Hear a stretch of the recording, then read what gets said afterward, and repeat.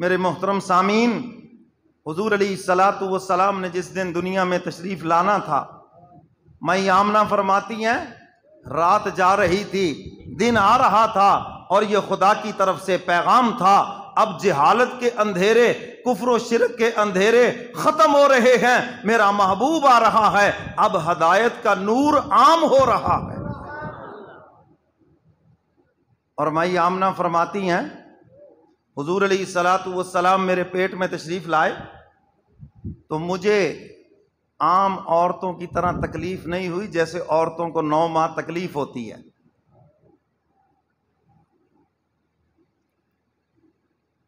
اور فرماتی ہیں اللہ تعالیٰ نے میرے پسینے کے اندر خوشبوئیں پیدا کر دی۔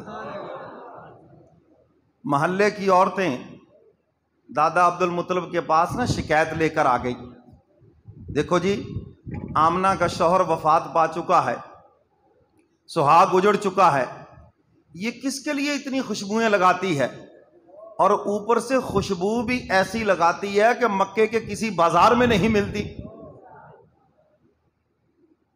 دادا عبد المطلب آ گئے، بلایا بیٹی بات سنو، جی تو نہیں چاہتا میں آپ سے بات کروں، لیکن محلے کی عورتیں شکایت لے کر آئی ہیں کہ تم ایسی خوشبوئیں لگاتی ہو، کس کے لیے لگاتی ہو؟ مائی آمنہ کی آنکھوں میں آنسو آ گئے، انہوں نے کہا دادا جان آپ تو ایک خوشبو کی بات کرتے ہیں، جب سے یہ بچہ میرے پیٹ میں آیا ہے میں نے تو عجیب غریب باتیں دیکھی ہیں، اگر میں ساری باتیں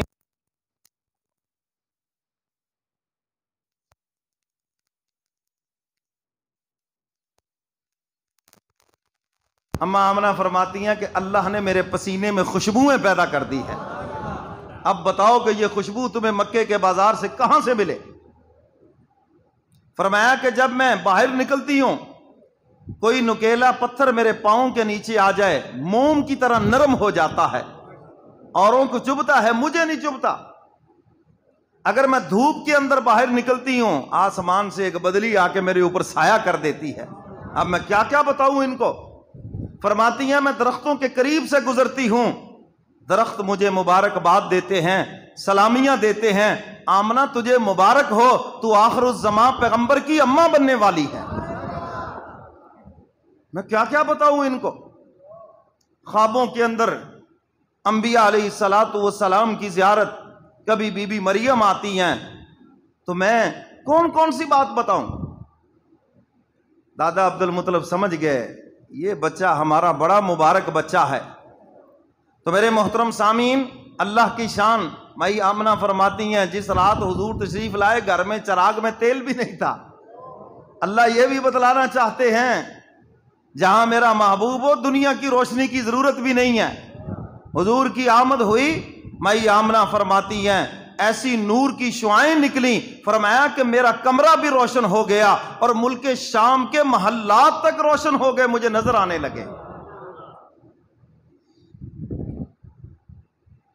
حضور کی ولادت باسعادت ربیع الاول کے مہینے میں ہوئی، چونکہ ولادت کی تاریخ میں اختلاف ہے، بہرحال چونکہ یہ شروع سے چلا آ رہا ہے میں اس بحث میں نہیں پڑھتا، تو اس مہینے میں ولادت ہوئی یہ تو پکی ٹھکی بات ہے۔